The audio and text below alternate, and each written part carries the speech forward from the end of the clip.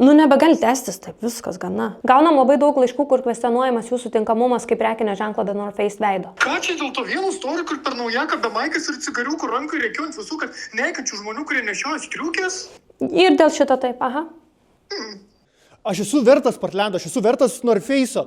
Aš dievinu aktyvų laisvalaikį, visada darau jį. Taip. Turiu įrodymų. Va, buvau dykumoje daug kilometrų peškom savo norą jau. Alami dykumai? Ai.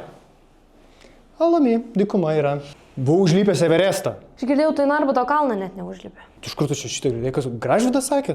Gražvydas, tu sakė šitą dalyką? Žmonės kalba. Iš kur tu pažįsti Gražvydą? Žinau. Čia mano draugelis, ne tavo. Kasmet varau slidinėt. Čia aš. Aš aktyvų visada darau laisvalakį, aš daug sportuoju. Parodyk, ką sportuoji. Tu.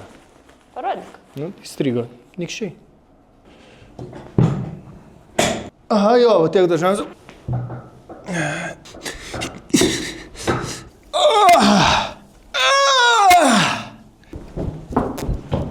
Žodžiu, sportuoji tikrai ir raumenis auga. Prašau, paliesk mano krūtį. Bet kuria?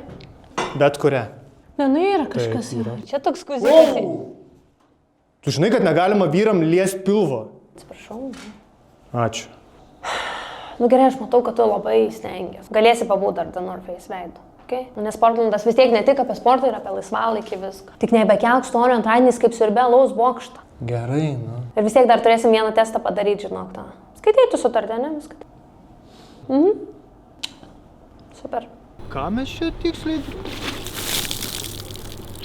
Ai, bet važiuok kaip nubėga, gerai, labai. Ir nesusigeria. Labai gerai. Nice. Super.